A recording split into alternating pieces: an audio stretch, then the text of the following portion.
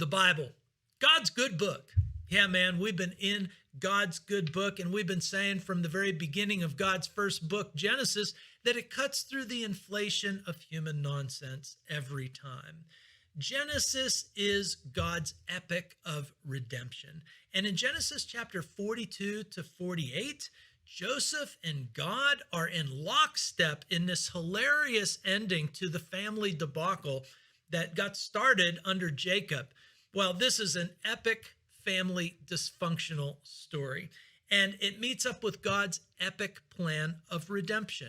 And that's why it benefits all of us, because God's epic plan of redemption is always making progress. God always makes progress on his plan for our redemption. So let's come on in and check this out.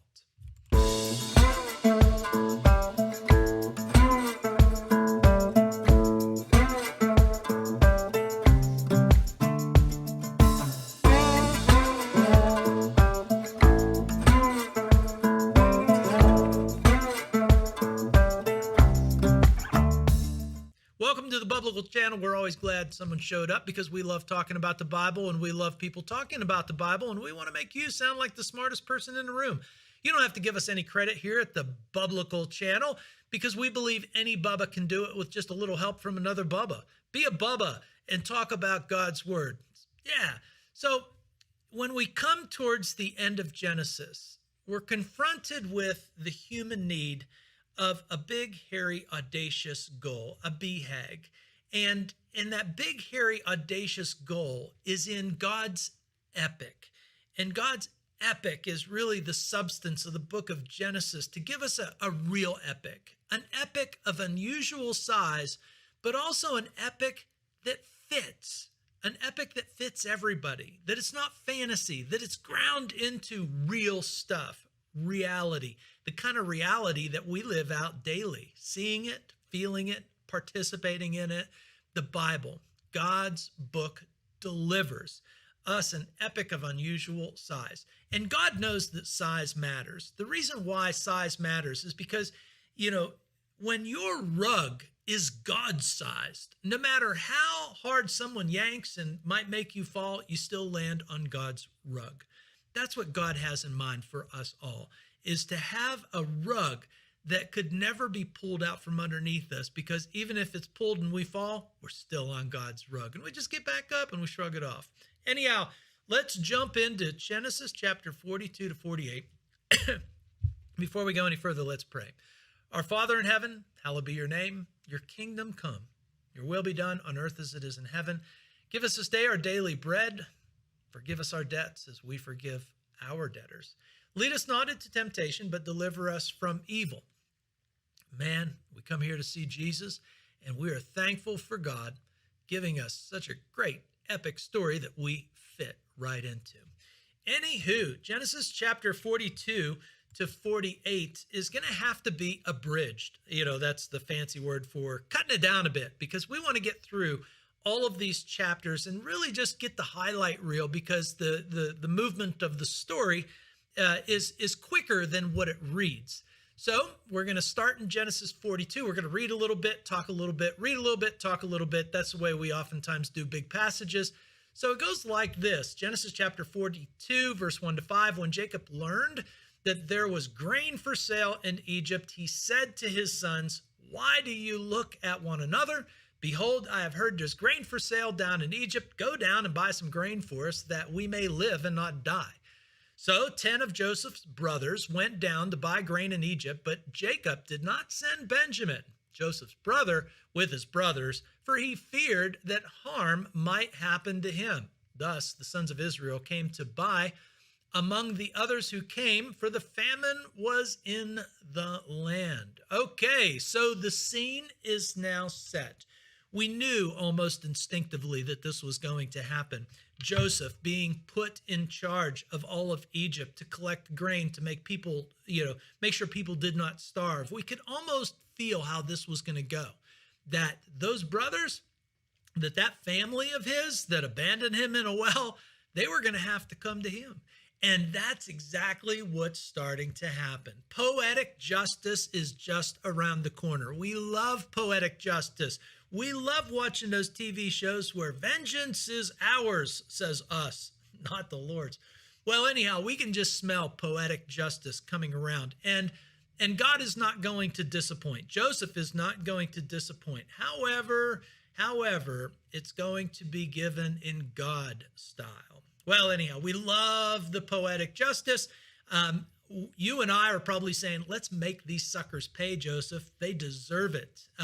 And so chapter 42, verse 6 to 17, I'm just going to pick up on a little bit here. Joseph, governor of the land, sees them, and he knows who they are. They don't know who he is. And he says, spies, you're spies. You've come to see the nakedness of the land. And he put them all together in custody for 3 days. There we go. Spies. Throw them in jail. Yeah, that's what we want. Make them squirm, right? I mean, that's kind of where we're all at, I think. And it is good to remember that so far in the story, Joseph has been in harmony with God. Joseph has been at the lowest level of the social strata as a slave, as a prisoner, and he makes lemonade out of lemons. He's that kind of guy. Him and God. You know, you could sing that song, Me and God. You know, I imagine Joseph singing that song all the time, Me and God. Just me and God. Don't worry about it. Me and God. And he does his best. He works hard. He's a tireless worker. And being a tireless worker, he always rises to the top of whatever he's put in charge of, even if he's a slave, even if he's a prisoner. That's our Joseph. And we should have in our mind that Joseph may not be as judgmental as we are, or harsh. He's definitely going to make them squirm, though, and it is a riot. So in chapter 42, verse 18 to 26, on the third day, Joseph said to them, do this, and you will live, for I fear God. If you are honest men, let one of your brothers remain confined where you are in custody, and let the rest go and carry grain for the famine for your households, and bring your youngest brother to me, so your words may be verified, and you shall not die. And they did so. They said to one another, in truth, we are guilty concerning our brother, in that we saw his distress of his soul when he begged us, and we didn't listen. That's why this distress has come upon us. Okay, so Joseph ends up putting the fear of God in them. And the tension of the story is he knows them, they don't know him. And Joseph puts it all out there. We know that Joseph is not afraid to talk about God, and here he drops God right into the conversation. His brothers are very nervous because they are in trouble. I mean, they are in prison. And, you know, this, to them, this is just Pharaoh's right-hand man who is, you know, got all the power in Egypt.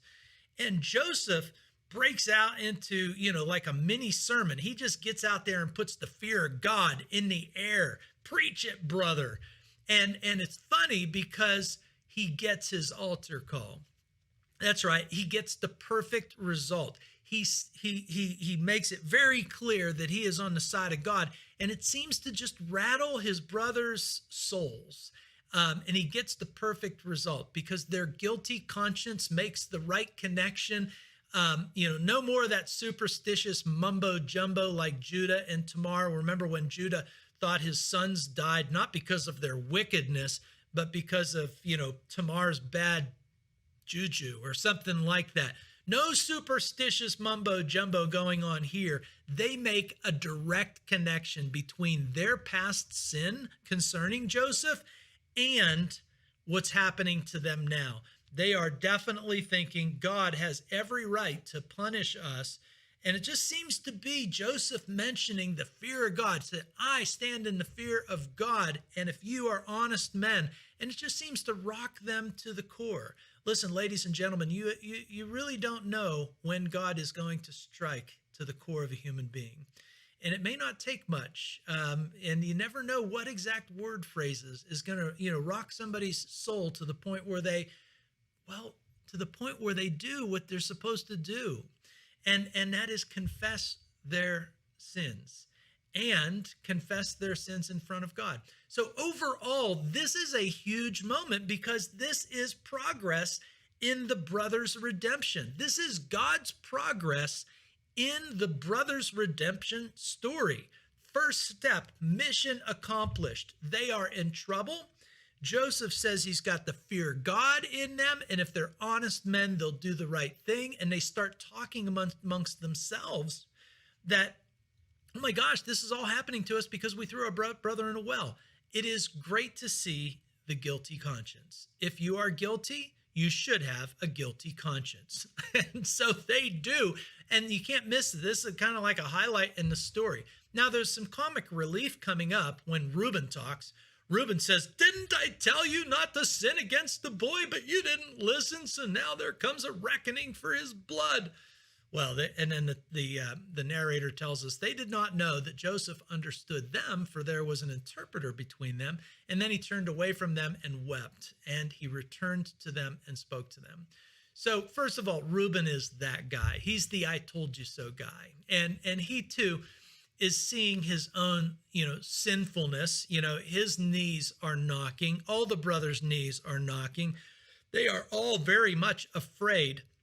And Joseph, like God, is very moved by their confession. And he can understand them because they're speaking in their native tongue, but they think in speaking in their native tongue that Joseph can't understand them because so far he's been using an interpreter, which helps with the disguise. So Joseph is most likely speaking in Egyptian or some form of trade Egyptian, a trade language. But he's been using an interpreter. And because of the interpreter, the boys, the 10, they feel very comfortable in speaking to each other without being known, or without the leader, who is Joseph. They don't know that, knowing what they're speaking. And so it works out perfectly because Joseph does understand what they're saying, and he's very touched by it. He's very moved. He's a softie. Joseph is a softie. And guess what? We should be a softie for a confession as well. But Joseph is testing their honesty, and so he's not going to let them off the hook. And so he takes Simeon, bounds him in jail, and he sends them on their way, but he fills their bags not only with the grain that they bought, but he puts the money back in their sack. And when he puts the money back in their sack, this is Joseph testing their honesty. And honestly, they pull over at a rest stop, and they practically poop their proverbial pants because they realize that they not only have the grain, but somehow they ended up with the money too. And now they're really, really, really nervous because now they feel like, oh my gosh, a mistake has been made. We're already in trouble. They probably won't believe that this is a mistake. And so they don't know what to do. So they keep heading towards home. Well, that's where we go next. They keep heading towards home and they tell Jacob everything. And then Jacob enters the scene, I guess as Jacob does. Jacob, their father, said to them, you have bereaved me of my children. Joseph is no more. Simeon is no more. And now you would take Benjamin. All this has come against me. Oh my. So Jacob hilariously makes it all about him. And he becomes practically worthless to the family because from Jacob's point of view, it's all about him. Woe is me. Everything's, gone against me. What have I done to deserve this? Oh my gosh, this kind of thing. Does God know the human heart or what? Are these characters relatable to us or what? And then Reuben, once again, kind of comic relief, but, kind of horrifying in the same breath. Reuben steps up and he says, Dad, kill my 2 sons if I don't bring the boy back to you. Put him in my hands and I will bring him back to you. But he said, my son, Jacob said, my son shall not go down with you, for his brother is dead, and he's the only one left. If harm should happen to him on the journey that you are to make, you would bring down my gray hairs with sorrow to Sheol. So Reuben jumps in, kind of daft as usual, and has a completely stupid plan. It's like, what? You're going to kill your 2 sons if the plan doesn't work? I mean, so Reuben is saying, give me the boy, Benjamin. He'll be safe with me because if he's not, I'll kill my 2 sons. What? How in the world could that help Reuben? He's a bit of a lost cause. He means well, but he doesn't do well. And that's been Reuben's plight. Remember back with his magic mandrakes and the mother competition that he was involved in, he was in the middle of the mothers competing with one another. And even when he slept with Bilhah, it was all about that mother competition, that he was making sure that his mom was better than everybody else's mom.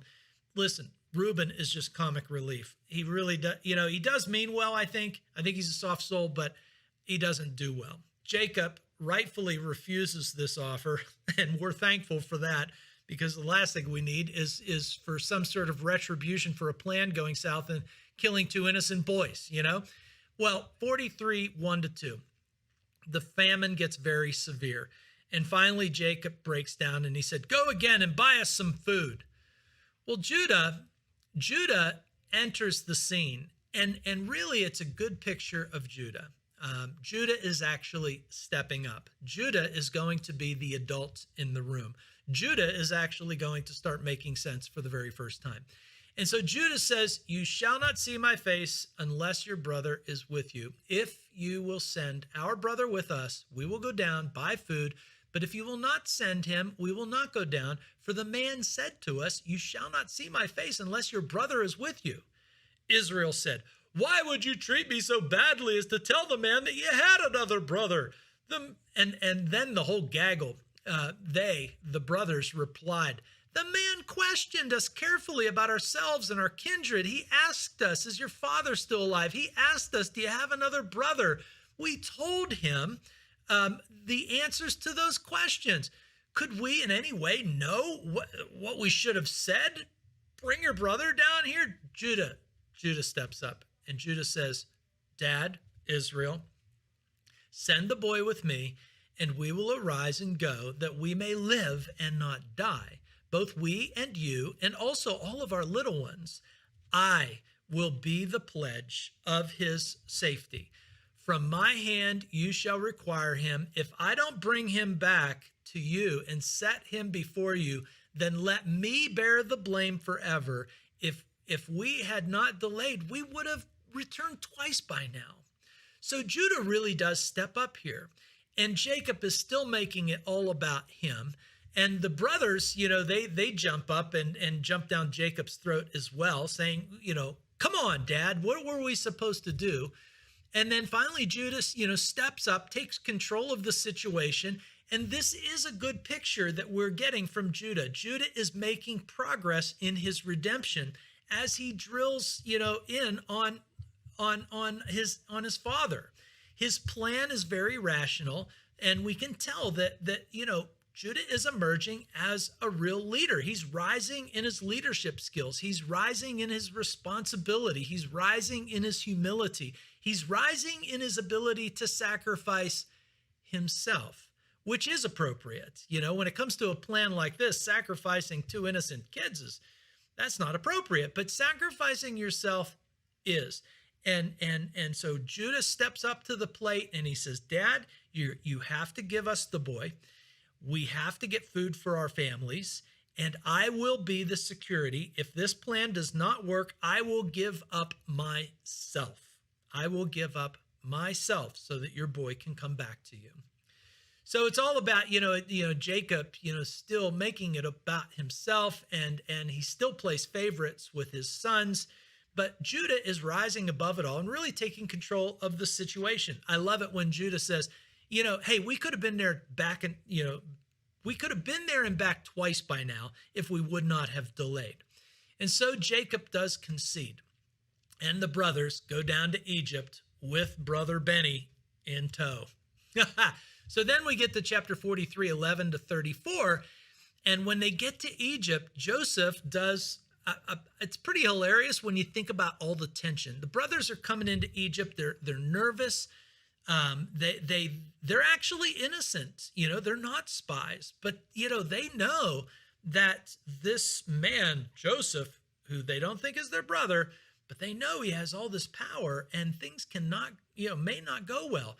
And then the unexpected happens. Joseph, upon seeing that they're in town, he prepares a dinner for them and asks them to come to dinner, but all along, he does not reveal his identity.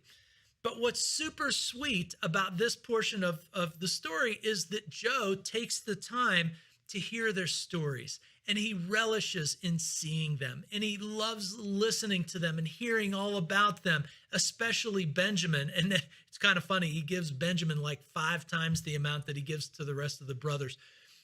Joe is simply a forgiver. He's a great guy.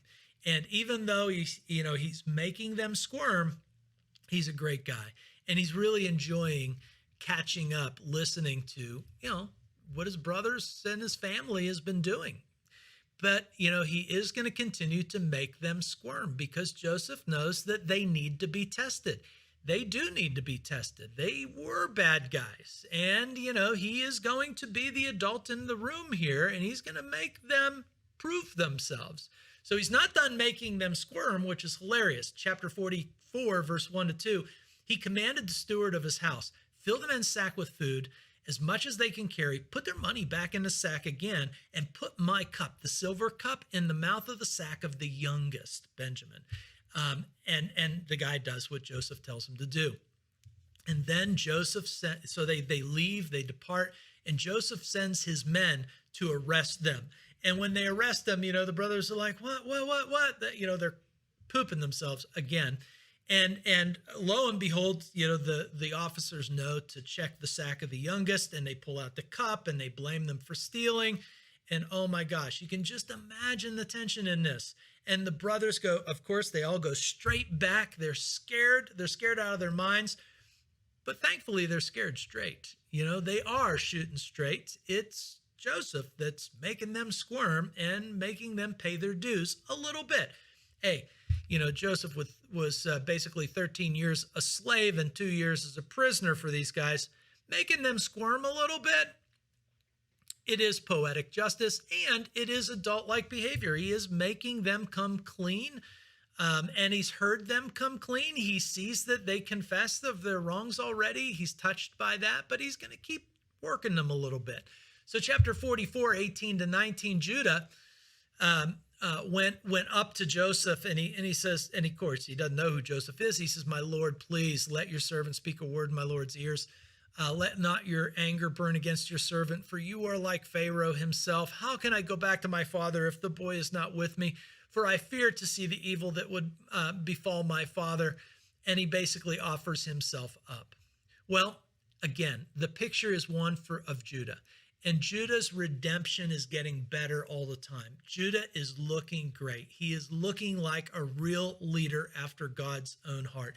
He's taking responsibility. He's acting with humility. He's acting with sacrifice. He's willing to put his own life on the line. So way to go, Jude, is the way the story is reading. Like you're like, hey, it's great. And one of the aspects of this story is to teach us that we should be like Joseph and like God. We should be touched by people's growth. We should be the people in people's lives that allow people to grow. We should never hold people back based on their mistakes that they've made. If they're trying to make amends, we should be there to support them in making their amends. And that's the picture that the story is bringing us into. Joseph is just like that. Chapter 45, verse 1-15, Joseph can't take it anymore. And he breaks down, and he just loses it. Joseph does, and he makes everybody leave the room, and he's weeping out loud. He's crying, and the Egyptians can hear it, and Pharaoh can hear it, and he says, "I'm Joseph. I'm Joseph. Is my father still alive?" And the brothers are like, bug-eyed, I suppose. The brothers couldn't even answer him, for they were dismayed at his presence. So you just got to stop and pause on this. The guy that they thought was probably going to kill them and had it in for them, all of a sudden he says, "I'm Joseph. How's my dad doing?" And I think, they are just speechless, that they are just beside themselves. They don't know what to make of all of this. And so Joseph has to say again, "Come near to me, please." And they came near, and he says, "I'm your brother Joseph, whom you sold into Egypt." Well, I imagine he's got their attention at this point. And what Joseph said is worth us really hearing. Here's what he says to them. And I imagine they are still shocked. They're still speechless. But Joseph says, hey, don't be distressed or angry with yourself because you sold me here. God sent me before you to preserve life. For the famine has been in the land these 2 years, and there are yet 5 years in which there will be neither plowing or harvest. God sent me before you to preserve for you a remnant on the earth, to keep alive for you many survivors. So it was not you who sent me here, but God. He has made me a father to Pharaoh and lord of his house and ruler over the land of Egypt. Hurry, go, get my father. Say to him, your son Joseph, God has made Lord over all of Egypt. Come down to me, do not tarry. Dwell in the land of Goshen, and you shall be near me, and your children and your children's children and your flocks and your herds and all that you have. There I will provide for you. There are yet 5 years of famine to come, so that you and your household and all that you have don't come into poverty. Now your eyes see, and the eyes of my brother Benjamin see, that it is my mouth that is speaking to you. You must tell my father of all my honor in Egypt and all that you have seen. Hurry and bring my father down here. Then he fell upon his brother Benjamin's neck and wept. And Benjamin wept upon his neck. And he kissed all of his brothers, and he wept upon them. And after that, his brothers talked with him. So only now can his brothers start to talking. But listen, Joseph is in lockstep with God. And if we thought that Joseph was making them squirm, that's fine. It was appropriate. He didn't issue any undue punishments to them. They deserved to squirm a bit. But what Joseph was really after was not making them squirm. He was ready. He wanted this moment more than anything. He wanted to reveal himself. And after they proved themselves to be changed men, he was so happy to reveal himself to them and to be restored all together as a family once again. Joseph is a forgiver. He's not a vengeance, says me. He is a forgiver. And we need to heed that lesson, man, that the genuine example of Joseph for us is that Joseph is a man in lockstep with God. And if you're going to be in lockstep with God, then you have to be a forgiver, because that's what God is doing. That's what God's epic is all about, is restoring us to each other and to God. If you've got problems with the Bible, or if you know somebody that's got problems with the Bible, that just simply means it's not being read very well, because this is the only place in the world that makes it very clear that our purpose on earth is to be redeemed by each other and to be redeemed by God. Well, anyhow, in Genesis chapter 45, verse 24, he sent his brothers on his way, and as they were leaving, he said, don't quarrel on the way, which is just hilarious. It's like his shot over the bow as they're leaving, saying, I know you guys are prone to quarrel, so don't ruin this moment on me now. Don't get to arguing on the way down. This is all good. Don't ruin the good moment, boys. Okay, well, then the scene moves on. In 45, verse 25 to 46, verse 4, they went up out of Egypt. They came into the land of Canaan where their father was, and they tell him Joseph is still alive. He's ruler over the land of Egypt. And Jacob's heart became numb. He didn't even believe them. But when he saw that all that they had with them, including the wagons that Joseph had sent to carry all their stuff back, the spirit of their father Jacob was revived. And Israel said, it's enough. Joseph, my son, is alive. I believe it. I will go and see him before I die. Israel took on his journey with all that he had, and then he packed up all that he had. He goes to Beersheba. He offers some sacrifices to God. And then God intervenes with Jacob, and he says, Jacob. Jacob says, here I am, God. So Jacob's never been the worst guy in the world, but, at times he certainly has been daft. But this is a great moment, and God steps into the moment, not to tell him anything weird, but God steps into the moment with Jacob and says, go to Egypt. Go to Egypt. I'll be with you. I'll go with you. And when you're down in Egypt, I will make a great nation out of you. I will go down with you myself into Egypt, and I'll bring you all back up again. And Joseph's hand shall close your eyes. Well, there's our real hero.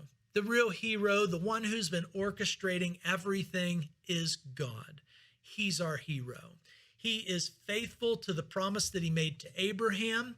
Even when things were so bad in this family dysfunction, God remained faithful.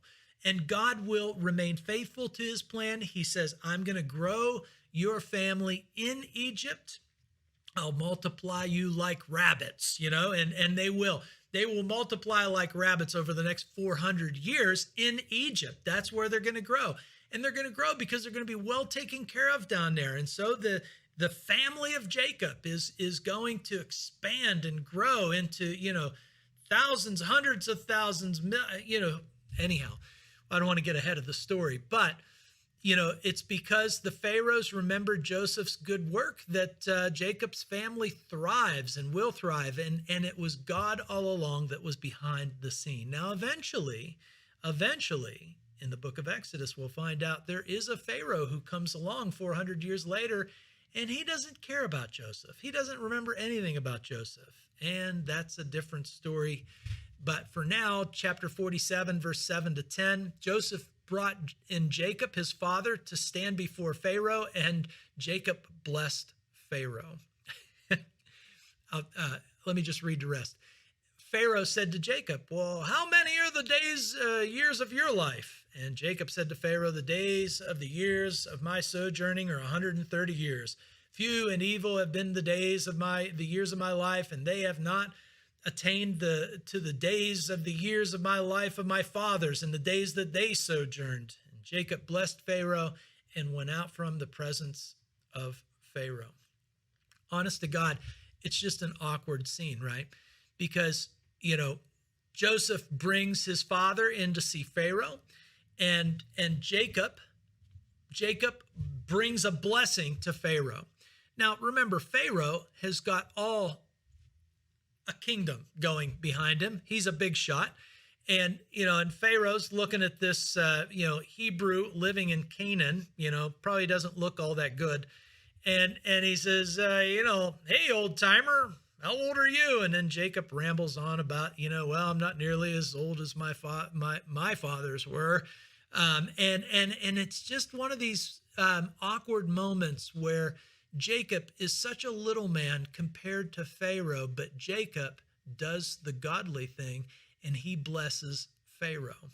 And I'm sure Pharaoh failed to appreciate this. Well, maybe he didn't, but I just imagine Pharaoh in all of his splendid glory and this kind of dust bowl of a nomadic, this dusty clothes, rugged looking face. Dude's old too. He's 130 years old, standing before Pharaoh, all feeble, he's like, and pronounces blessing on Pharaoh, and Pharaoh being like, oh, okay. Thanks, old timer. That was nice. But remember, Pharaoh really likes Joseph, and Pharaoh does seemingly trust that Joseph is filled with the Spirit of God.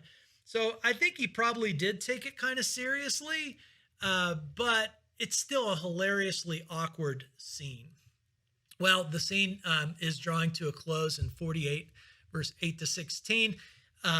Jacob, Israel, sees Joseph's sons, and he says, who are these? Reminds me of a funny YouTube video that was all about, what are those? Who are these? And Joseph says, well, they're my sons, Manasseh and Ephraim. And Israel says to Joseph, I never expected to see your face, and here I am looking at your offspring also. And so Joseph gives the boys over to Jacob, and Jacob brings a blessing onto the boys. And Jacob's blessing here is written out for us.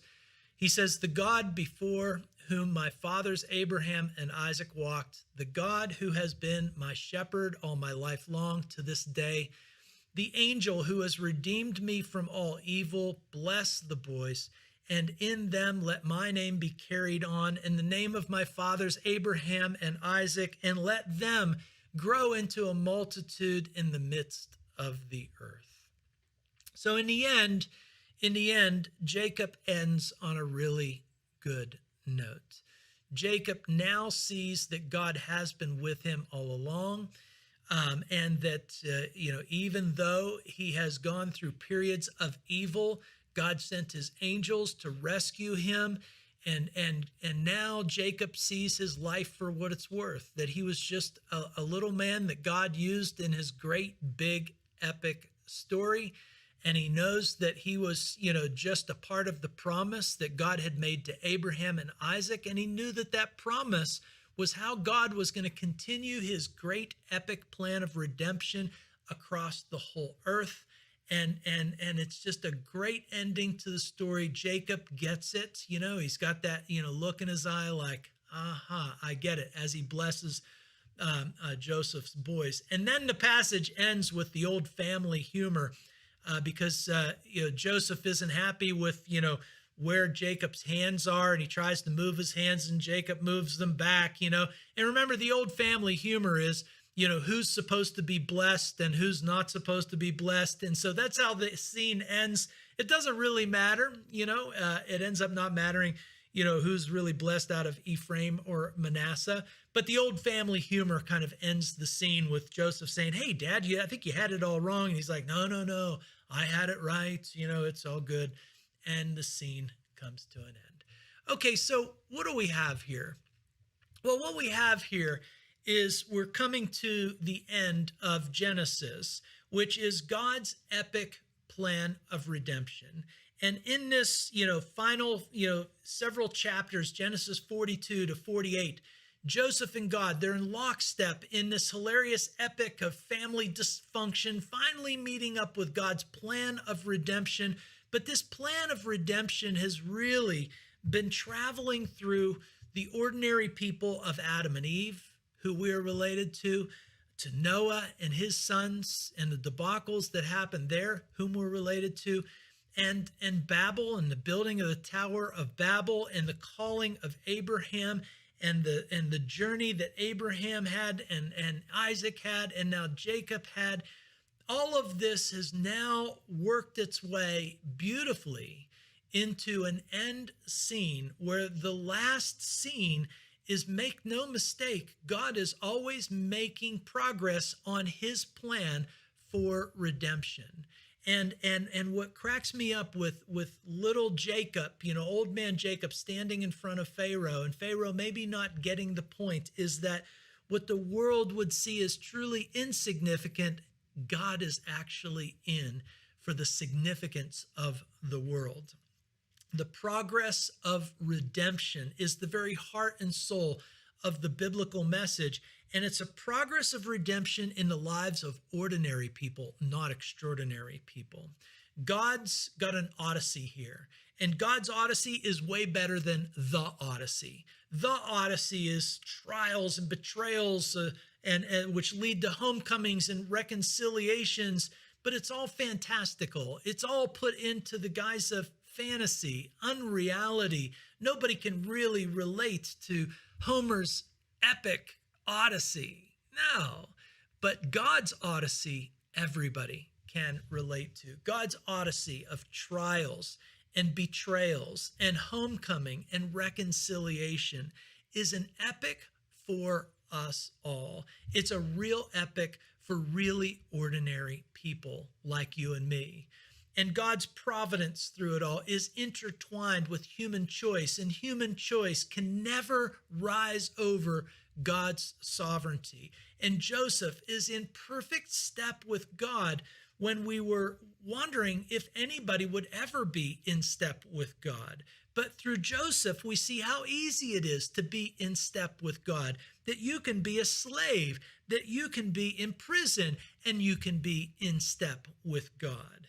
And so Joe just normalizes what a good relationship with God looks like. And God uses Joe and the choices and Joe's choices to reconcile his family with each other. But more importantly, how we saw the redemption and reconciliation of the family of Jacob with God too, that they've become sober in their opinions of God. They see the significance of what God is doing, finally. And I just hear at the end of this, that song, "Come, all ye faithful, God and sinners reconciled." The whole heavens, Jesus will tell us later that the heavens come alive, that the whole chorus of angels come alive with cheering and yippies whenever one sinner repents. And Jacob's, ending that, God had always been with him and always been with his fathers, Abraham and Isaac. And even in his evil times, God was there with him and helped him to get rid of the evil. And it's just the perfect ending for us all, because no matter how dysfunctional we think our family is, no matter how dysfunctional we feel like we are, God has a place for us. And what we need more than anything to live in this life, no matter what station of life we're in, is God's big, hairy, audacious goal. We need this epic of unusual size. We need what the Bible is giving us, God's book. And in God's book, God delivers. That's the message. And God knows that size matters, because we have to be on God's rug if we're going to survive the wickedness of this world and tarry on. Because when somebody gives it a yank and you're on God's rug, you're still on God's rug, not even if you fall. Well, anyhow, that's how we wrap up our time here with our epic family, with one more scene that's going to set up the next book and how the plan moves forward. But perfect little picture of "Come all ye faithful, God and sinners reconciled" is how Genesis chapter 48 finally brings it all together. And now this family is ready to multiply and become part of God's next epic journey in the story. Come on back. We'll look at the end of Genesis next time.